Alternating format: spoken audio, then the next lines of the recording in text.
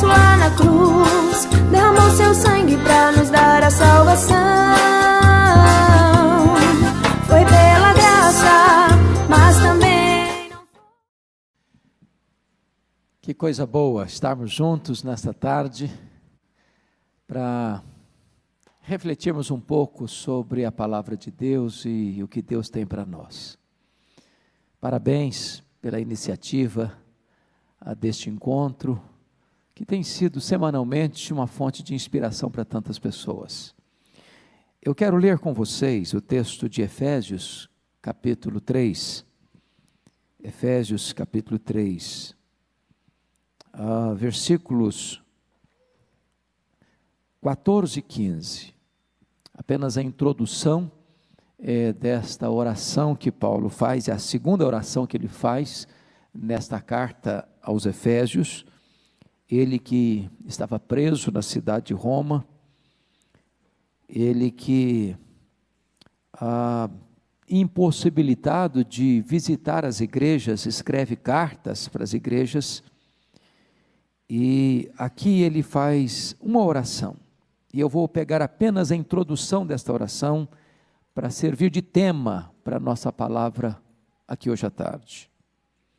Efésios 3, 14 e 15 diz assim: por esta causa me ponho de joelhos diante do Pai, de quem toma o nome toda a família, tanto no céu como sobre a terra. Fundamentado nesse versículo 14, eu gostaria de evocar uma frase já conhecida de vocês, mães, mulheres, servas de Deus, que tem circulado o Brasil todo. E o tema é esse: mães de joelhos, filhos de pé. Mães de joelhos, filhos de pé. Por esta causa me ponho de joelhos diante do Pai. Há momentos na vida em que a urgência do pedido nos leva a nos humilharmos debaixo da poderosa mão de Deus. Há momentos na vida em que as circunstâncias nos levam a nos quedarmos aos pés de Deus. E eu estou absolutamente seguro e certo de que nenhuma causa é mais urgente do que a causa da nossa família, a causa dos nossos filhos. Nós vivemos num mundo distraído com muitas outras coisas. Nós talvez gastamos a maior parte do nosso tempo correndo atrás de coisas. Nós investimos nossa maior energia para construir coisas, para largar o nosso patrimônio. Mas o que vai permanecer não são coisas. Coisas vão ficar. Coisas vão ser combustível para o fogo. Quando Jesus voltar, as obras que nós tivermos construído vão perecer. Mas a nossa família vai ficar. A nossa família é o nosso verdadeiro tesouro. A nossa família vale mais do que coisas. Entendendo isso, nós deveríamos investir o melhor do nosso tempo, a maior energia e os nossos maiores esforços para lutar pela nossa família, maiormente pelos nossos filhos. O apóstolo Paulo entendeu que Deus é aquele que toma o nome de toda a família no céu e na terra. Conceito de família me remete para Deus, porque Deus é o Deus Pai, Deus é o Deus Filho, Deus é o Deus Espírito Santo. Sendo um só Deus, subsistem três pessoas em plena comunhão, servindo para nós de exemplo e de modelo do que é nos relacionarmos em profunda comunhão. Então, pensando nesta oração do apóstolo Paulo, eu gostaria que nós olhássemos aqui alguns princípios. Mães de joelhos, para que tenham os filhos em pé, são aquelas mães que na correria da vida, no trânsito complicado de São Paulo, na agenda congestionada do lar ou do trabalho fora do lar, são mulheres que encontram tempo e priorizam a intercessão pelos filhos. Se nós não agendarmos, nós não teremos tempo. Porque a sua e a minha vida, todo dia, vive essa tensão do urgente e do importante. O urgente grita aos nossos ouvidos. Ele bate a nossa porta e ele não tem paciência para esperar. Mas nem tudo que é urgente é importante. Você recebe um convite para ir numa festa, é urgente. Um amigo liga para você convidando para um churrasco, é urgente. E às vezes você sacrifica no altar do urgente o que de fato é importante. Telefone toca é urgente. E quantas vezes nós despendemos mais tempo com o urgente do que com o que de fato é importante? O nosso relacionamento com Deus em favor da nossa família. De nos colocarmos na brecha em favor dos nossos filhos. Eu fico imaginando, por exemplo, a história de uma mulher como Susan Wesley. Hoje quase que é inconcebível dentro da nossa cultura de cidade e da conjuntura em que vivemos, uma mulher ter 19 filhos. Não é verdade? Vocês imaginam isso para vocês? Imaginam isso para as filhas de vocês? É impensável para nós hoje isso. E eu fico imaginando o que é que uma mãe cuidando de 19 filhos. Se essa mulher tem agenda. Se essa mulher tem tempo. E uma coisa que mais me marca na biografia de Susan Wesley, que embora tivesse 19 filhos, todos eles sabiam de uma coisa. 1 hora dessas 24 horas do dia, ela trancava a porta do seu quarto. E nenhum filho tinha a liberdade de bater a porta. Todos sabiam que ela estava ali de joelhos, para que os filhos ficassem de pé. Foi essa mãe que influenciou talvez a figura mais expressiva da igreja no século XVIII, John Wesley. Foi essa mãe que, apesar de tanta correria da vida, tinha tempo para aconselhar o seu filho, escrever para o seu filho e influenciar a igreja da Inglaterra através de suas cartas. Mas que encontrou tempo para orar pelos seus filhos. Mas eu não estou falando apenas para mães, eu estou falando para pais também. E me lembro a história de Jó. Jó era o homem mais rico da sua geração. E a Bíblia quantifica os bens que ele possuía. E vocês sabem que quanto mais propriedades e bens tem uma pessoa, mais ocupada ela é. Porque as coisas nos sugam. Administrar, cuidar. Isso tudo toma seu tempo. Mas a Bíblia diz que Jó orava por todos os seus filhos de madrugada. Chamava-os, confrontava-os, aconselhava-os, acompanhava-os, não abria mão, mesmo sendo eles adultos, e mesmo não morando eles mais debaixo do seu teto, de tal maneira que o nosso trabalho de intercessão pelos nossos filhos não se encerra no dia que eles se casam, no dia que eles batem asas do ninho. Deus está procurando mães que se coloquem de joelhos em favor de seus filhos, que tenham tempo, que tenham agenda, que façam agenda para esse propósito sublime. Segundo lugar, mães de joelhos, filhos de pé. Deus está procurando também mães que não apenas encontrem tempo, mas que não desistam, porque é diferente. É diferente. Às vezes nós começamos a orar, mas não temos sequência, não temos perseverança, não temos constância.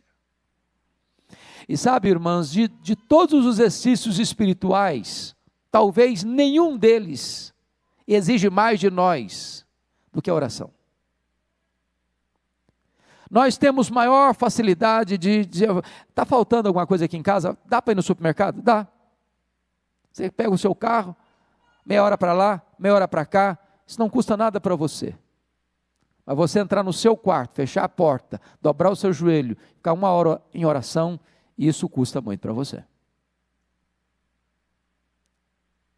Agora, quando você ora e a resposta não chega, com a urgência que você requer, ou que você espera, é outro desafio. Será que eu vou continuar, Senhor? Até quando, Senhor? E talvez alguns de vocês aqui já estão orando pelos seus filhos há anos. E talvez alguns de vocês aqui, e não obstante estarem em oração há anos, ainda não viram nenhum sinal do favor divino em mudar o coração do filho, em mudar o coração da filha, em mudar o cenário espiritual da sua casa, em dar para você um sinal da conversão do seu marido. E quando eu olho para a Bíblia, quando eu olho para a história, me encanta, por exemplo, a atitude daquela mulher Ciro-fenícia. Ela recorre a Jesus, e Jesus fica em silêncio. Os discípulos se aproximam de Jesus, o Senhor despede essa mulher, está incomodando.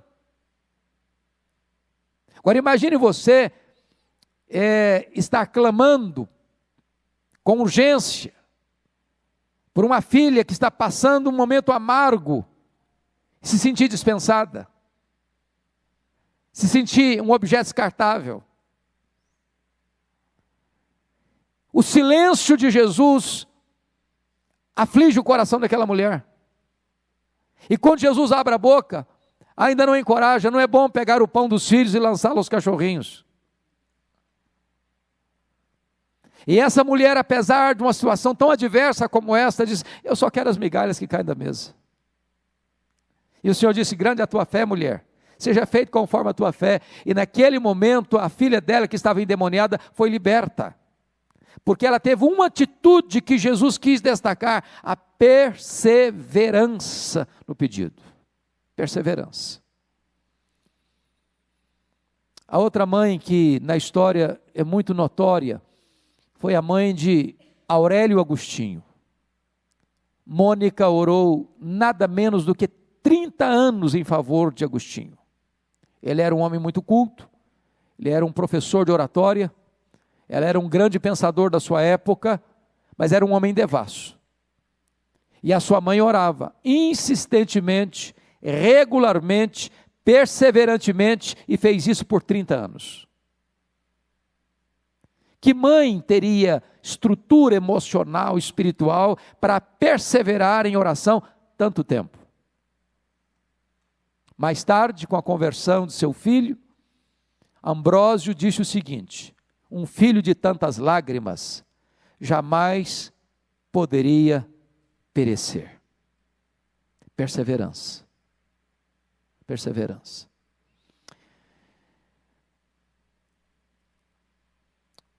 Há um exemplo que me marca profundamente, e esse livro, quando li, abençoou muito a minha vida,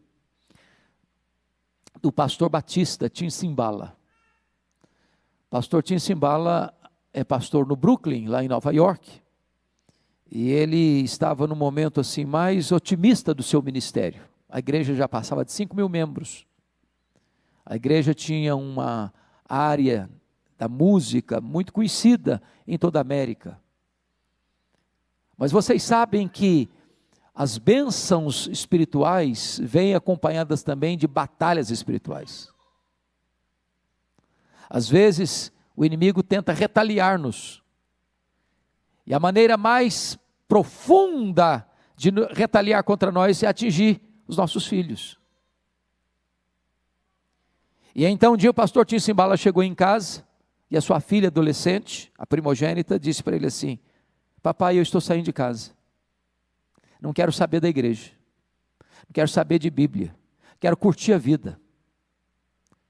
Imagina o que é um pai, pastor, escutando isso de uma filha adolescente.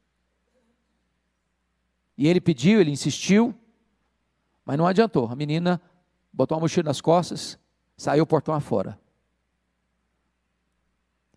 Pastor Tim Simbala chegou a pensar em largar o ministério. Um dia um colega dele liga para ele da Flórida e disse assim: pastor, esquece essa menina, toca a sua vida, ela não está nem aí com você. Mas aqui está um ponto crucial: como é que você vai para o trabalho tranquila, sabendo que um filho, uma filha está desviado do Evangelho? Como é que você vem para a igreja em paz, sabendo que dentro da sua casa tem alguém que se afasta e vira as costas para Deus? E então o pastor Tim Simbala narra que um dia ele foi para a igreja e numa vigília de oração, uma irmã se levanta e disse assim para ele: pastor Tim Simbala, a nossa igreja nunca chorou pela sua filha, a nossa igreja nunca levantou um clamor em favor da sua filha. E ele diz que naquele momento os crentes deram as mãos, fizeram um grande cordão de isolamento ao redor dos bancos, e aquele templo se transformou numa sala de parto, de soluços, de gemidos, de lágrimas. Quando ele retorna para casa de madrugada, ele disse para sua esposa assim: querida, eu não tenho dúvidas de que Deus libertou a nossa filha nessa madrugada. 2 dias depois, a campainha toca, bem de manhã, a mulher, a mãe, foi à porta para abrir, era sua filha, em lágrimas.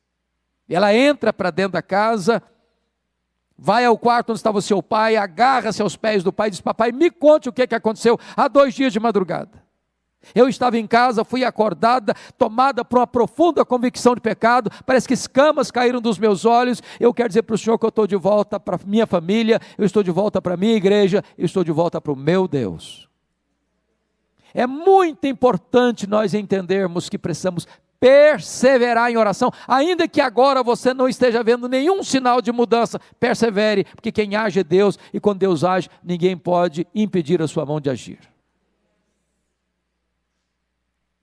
Mães de joelhos, filhos de pé, são mães que têm coragem de consagrar seus filhos para cumprirem o propósito e a agenda de Deus. O que eu estou falando parece ser muito óbvio, mas não é não. A nossa geração hoje aspira grandes coisas para os seus filhos, mas grandes coisas à luz do mundo. Quero que meu filho seja um grande profissional, seja um grande empresário, ou seja alguém de ponta na área da ciência, da educação, que alcance o pináculo da pirâmide social, que seja alguém aplaudido pelo seu conhecimento, pelos seus talentos, pelos seus dons, pelas suas conquistas. Nós estamos vivendo uma geração, irmãos, que nós temos um pouco de dificuldade de dizer: Senhor, manda obreiros para a tua seara, mas se possível, manda os filhos dos outros, o meu não, deixa o meu tranquilo. Manda missionários, Senhor, mas que não passe pela minha casa.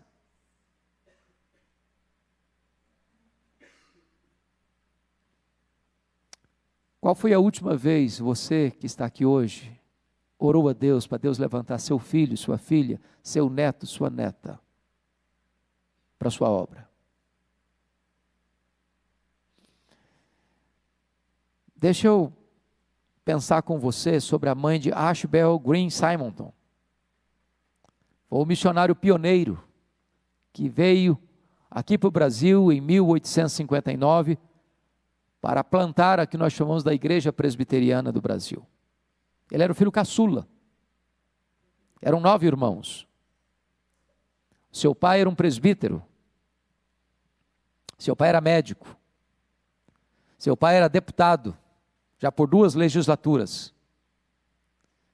E quando aquele menino nasceu, caçula, seus pais tomaram a decisão de consagrá-lo para a obra de Deus. E o que eu acho bonito quando você estuda a história é que Deus honra essa atitude de pai e mãe, desse desejo do coração.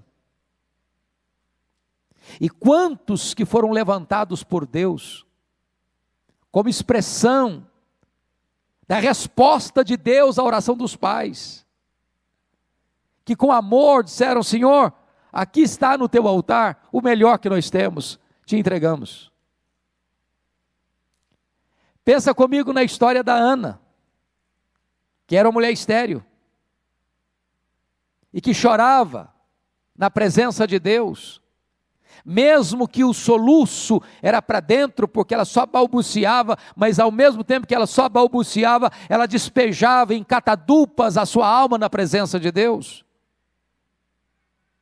E ela fez um voto para Deus, mesmo não podendo ter filhos, mesmo sendo estéril: se tu me deres um filho varão, eu te darei por todos os dias da sua vida, e sobre a sua cabeça não passará navalha. Sabe o que significa isso? Ele vai ser consagrado como um nazireu desde o ventre. Eu quero que ele te pertença desde o ventre. Eu quero consagrá-lo antes mesmo dele nascer. Ele vai ser teu para cumprir a tua agenda e os teus propósitos, e não os meus sonhos. O que eu acho curioso é que Deus responde à oração de Ana. Deus se lembrou de Ana. Deus abriu o ventre de Ana. Ana concebeu, deu à luz um filho, a quem pôs o nome de Samuel. Mas preste atenção, quem era o sacerdote na época? O sacerdote Eli. Como é que ele estava? Avançado em idade. Quem eram os filhos dele? Rofini e Finéias. Como é que eles eram? Homens, filhos de Belial, homens devassos. Olha aí uma boa desculpa para dizer: Senhor, eu prometi, mas sinto muito, mas na mão daqueles caras lá, não vou entregar o meu filho não. Eu vou cuidar dele. Mas ela fez a promessa e cumpriu a promessa, e Deus honrou a atitude de Ana, a ponto do seu filho Samuel ser o maior profeta, o maior sacerdote e o maior juiz da história de Israel, o homem que chamou de volta a nação apóstata para a presença de Deus. Mães de joelhos, filhos de pé, são mães que ousam consagrar seus filhos para Deus. Mas deixa eu levantar aqui um quarto aspecto. Mães de joelhos, filhos de pé, são mães que têm coragem de, se preciso for, se sacrificarem, para que seus filhos vivam na presença de Deus.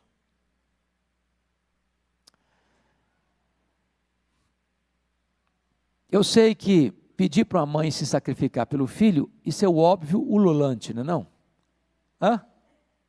Isso é o óbvio ululante. Como diz o outro, se tiver apenas um ovo para fritar, a mãe diz assim: eu estou sem fome.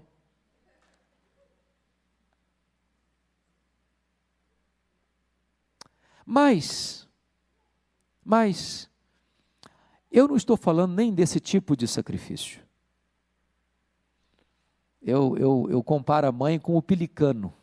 Dizem os estudiosos do pelicano que quando ele sai para procurar comida para os filhos que estão no ninho e não encontra, ele rasga o seu próprio peito com o bico e alimenta os seus filhotes com seu próprio sangue. Para mim esse é o retrato de uma mãe. E eu tenho certeza que todas vocês ou já fizeram, ou fazem, ou fariam isso pelos seus filhos. Mas eu fico olhando a minha própria história, porque às vezes uma mãe não precisa ser uma mulher intelectual para ter uma compreensão profunda da vida. A minha mãe era uma mulher analfabeta. A minha mãe nunca teve o privilégio de sentar num banco de uma escola. Mas eu posso garantir a vocês que nenhuma pessoa influenciou mais a minha vida do que minha mãe. Eu conheci poucas pessoas tão sábias quanto ela, no discernimento espiritual. Conheci poucas pessoas mais generosas do que ela. Mesmo morando na roça, ela ia para a cidade fazer compras, e ela comprava 10 vezes mais do que ela precisava para ela. E quando nós perguntávamos, para que esse exagero? Ela respondia, porque eu tenho muita gente para ajudar. E ela ia repartindo, com alegria, com entusiasmo, com prazer.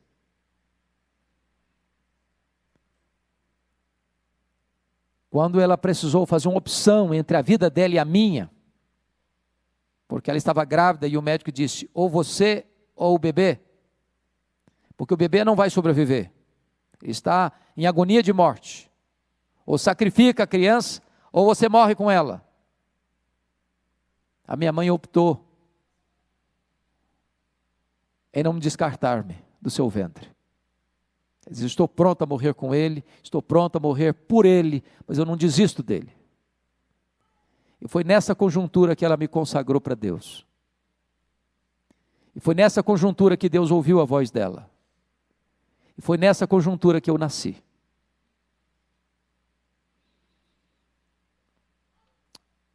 E quando eu olho para a minha história, eu fico muito emocionado, porque o lugar que eu nasci é o mesmo até hoje. Tem a mesma quantidade de casas até hoje. É uma roça e tem um patrimôniozinho perto. Na história daquele patrimôniozinho, nunca ninguém tinha saído dali para estudar, nunca.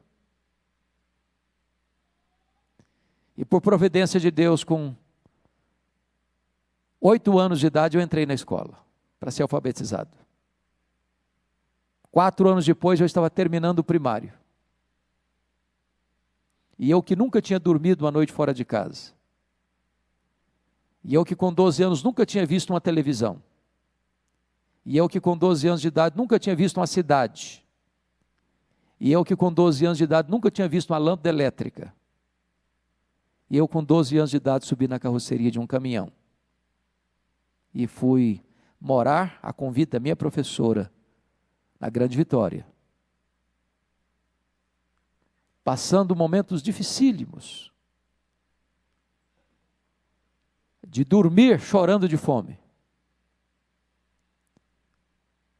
Por entender que Deus tinha um plano na minha vida e eu queria estudar. E a minha mãe nunca me contou o projeto dela com Deus. Porque no coração dela, embora fosse uma mulher analfabeta, ela era sábia, dizendo, se eu falar para o meu filho o compromisso que eu fiz, ele vai se sentir no compromisso de fazer o que eu fiz com Deus. E ele pode correr o risco de ir para um seminário, ser pastor, sem um chamado claro de Deus na sua vida. No dia que Deus me chamou para o ministério, e eu fui contar para ela, disse, filho, desde o ventre, eu estou orando por esta causa. O que está acontecendo hoje é resposta da minha oração, do meu compromisso que eu fiz com Deus. Uma mãe de joelhos, filhos de pé, é uma mãe que está pronta a abrir mão, se preciso for, da sua própria vida, para que os seus filhos cumpram o propósito de Deus na história. Quinto lugar, uma mãe de joelhos, filhos de pé, é uma mãe que não desiste jamais de ver os seus filhos salvos pela graça de Deus, por meio da fé em Jesus Cristo nosso Senhor. Eu sei que ser filho de crente não significa ser crentinho. Eu sei que muitas vezes, biblicamente, historicamente, você tem pais piedosos e filhos rebeldes.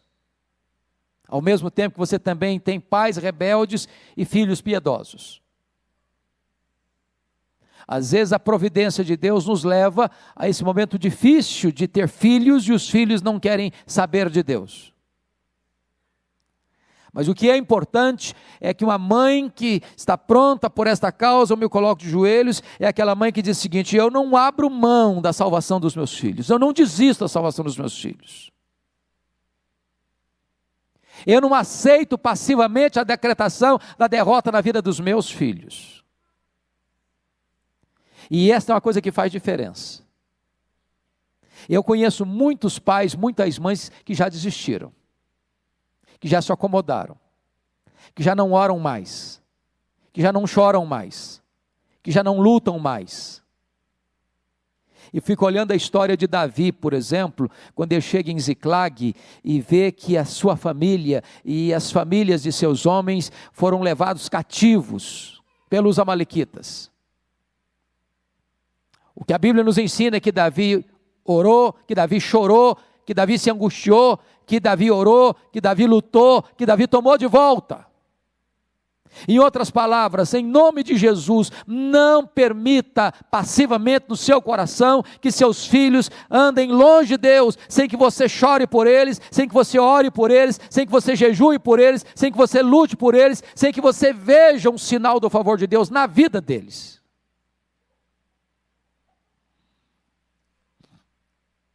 Pense comigo na história de Joquebede. Quando Joquebede ficou grávida, se fosse menino, eu já estava sentenciado de morte. A ordem era mate. A ordem era, jogue no Nilo para os crocodilos. Aquela mãe não aceitou passivamente a morte, a decretação da morte do seu filho. Irmãs, Deus honra isto.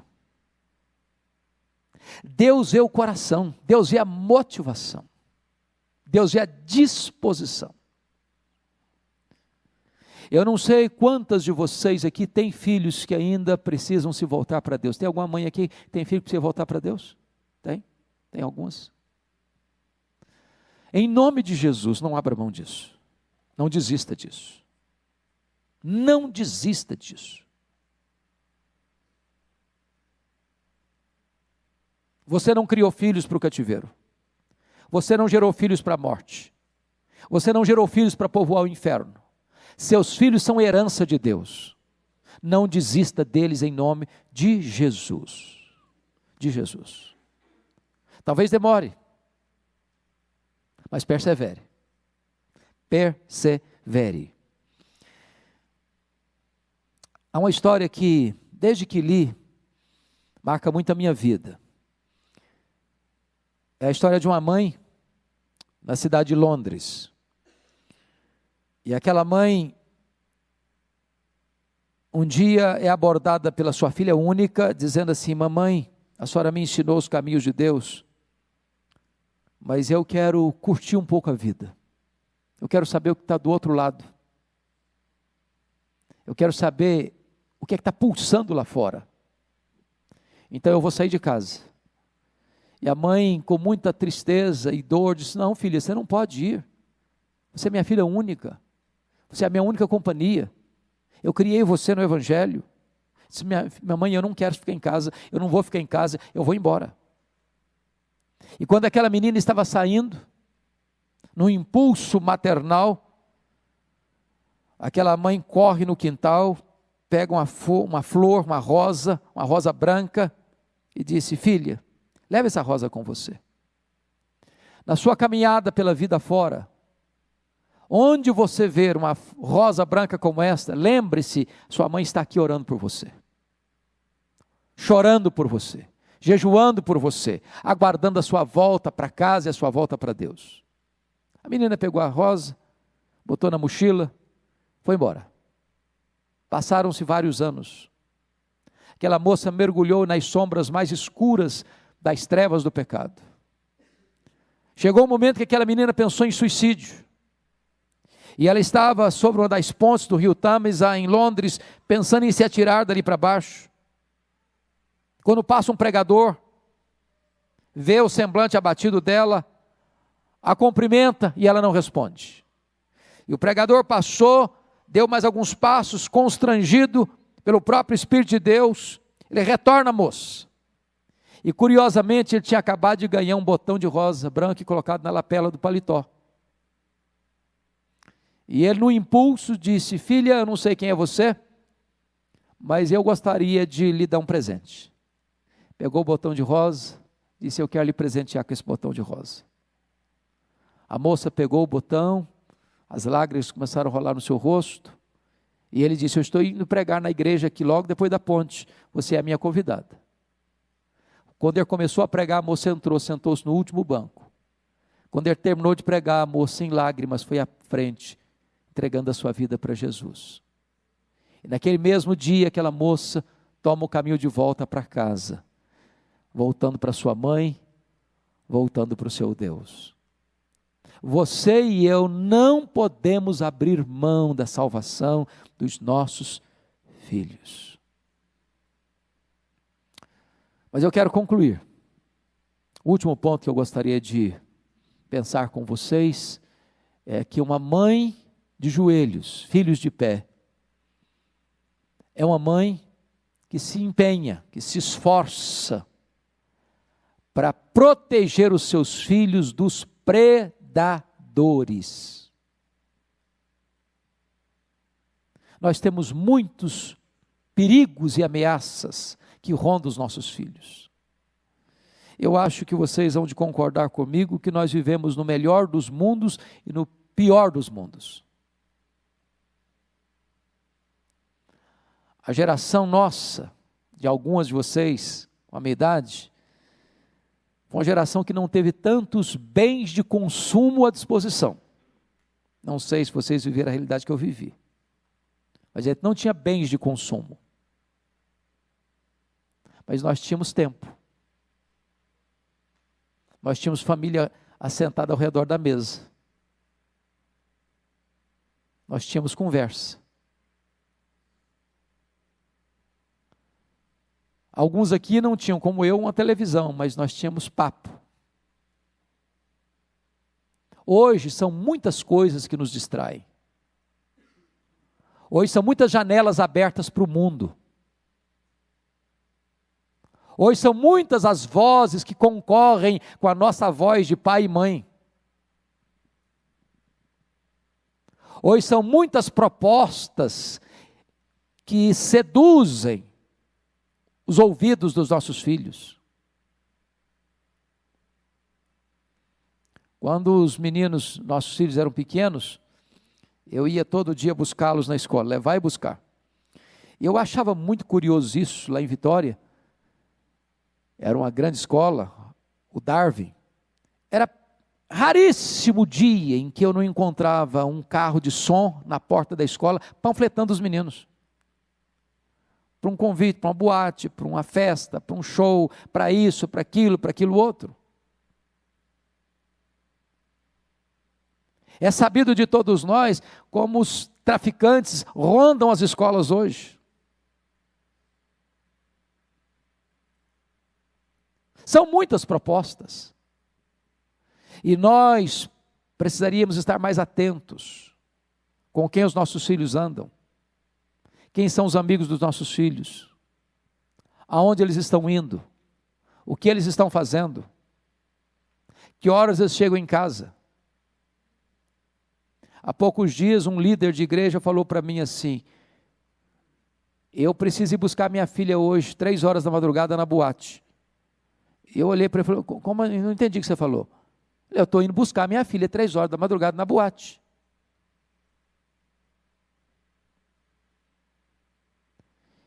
Parece que isso já é comum. Isso não choca mais. Isso não agride mais. Quando na verdade a postura deveria ser: mas esse não é o lugar para minha filha estar. Não é zelo eu ir buscar ela 3 horas da madrugada. É falta de zelo permitir que ela vá.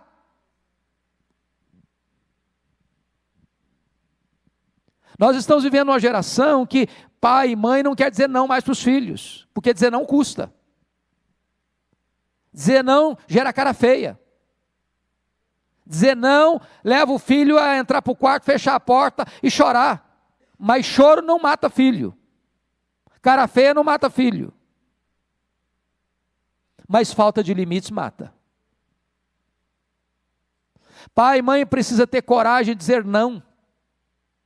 Pai e mãe precisa colocar limites, porque limite é prova de amor, de cuidado, de zelo.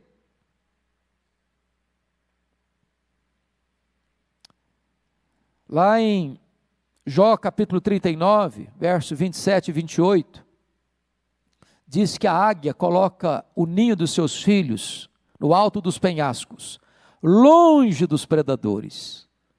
Olha que figura magnífica, que figura impressionante. É certo que nem você nem eu conseguimos acompanhar os passos dos nossos filhos 24 horas por dia, é claro que não.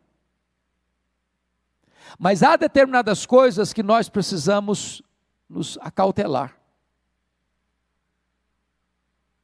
Por exemplo, pense comigo na história do Davi.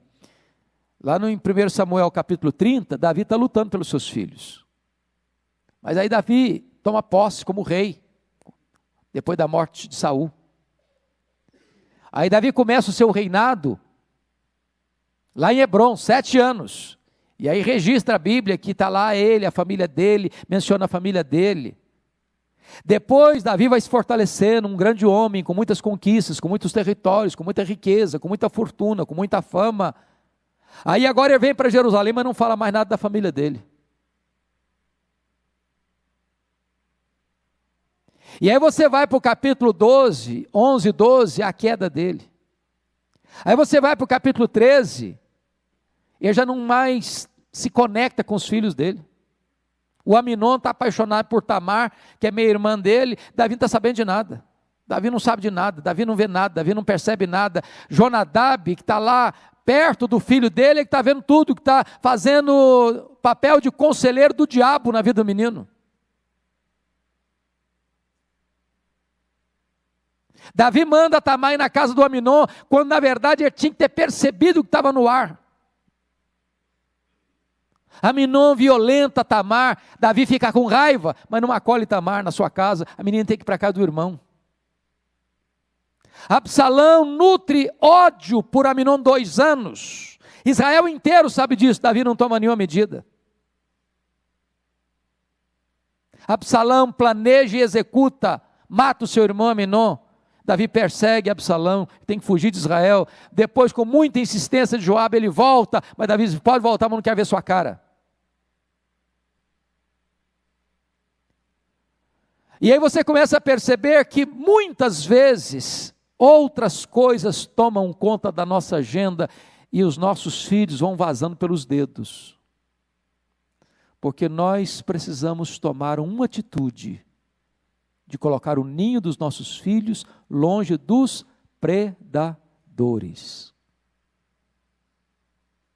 Mas ainda Deuteronômio capítulo 32, versículo 11, fala que a águia, quando os filhotes estão para sair do ninho, elas vão lá e começam a voar em cima do ninho, dizendo para os filhotes assim, está na hora de sair, veja o meu exemplo, olha como é que eu faço. E aqui a águia me ensina um princípio, o princípio de que nossos filhos veem mais o nosso exemplo do que escutam as nossas palavras. As falas apenas sussurram, mas o exemplo grita. Albert Schweitzer disse certa feita que o exemplo não é uma forma de ensinar, o exemplo é a única forma eficaz de ensinar.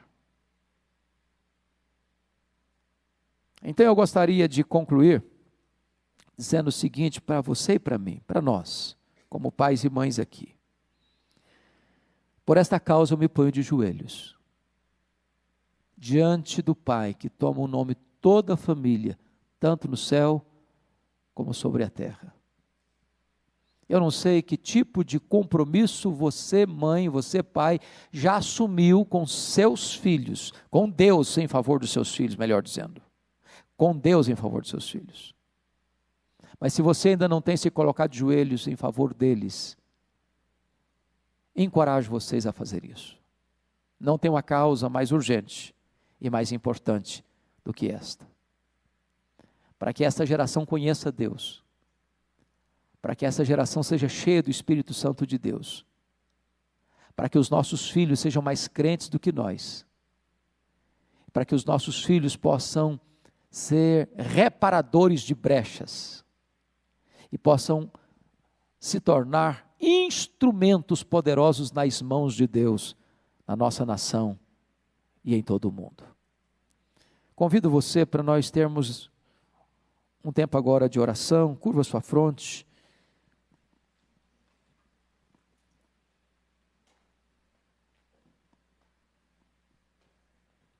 E eu vou fazer esta oração e pedir então permissão a vocês para sair imediatamente, que já está exatamente cronometrado dentro do meu horário de estar no aeroporto, tá bom? Então feche os seus olhos, curva a sua fronte, por favor. Senhor Deus, nós te agradecemos por este encontro tão precioso, por estas mulheres amadas do teu coração, por estas mães de oração, que aqui vieram buscar a tua face, colocar diante de ti seu pleito, seus rogos, seus pedidos, suas súplicas. E nós estamos aqui, Deus, para dizer que nós não abrimos mão dos nossos filhos, eles são teus, nós os consagramos a ti, e nós te pedimos que tu produzas no coração deles o verdadeiro novo nascimento, a verdadeira conversão, que eles nasçam de novo, que eles sejam selados com o Espírito Santo da promessa, que eles te conheçam e te amem e te sirvam e vivam para o louvor da tua glória. Nós apresentamos cada mãe aqui presente, cada pai aqui presente, seus respectivos filhos, para que haja o milagre da salvação nesta casa, a alegria da reconciliação nesta casa, para que haja salvação na terra e glória ao teu nome no céu. Bendito é o teu nome por esta hora preciosa. Oramos com gratidão em nome de Jesus. Amém.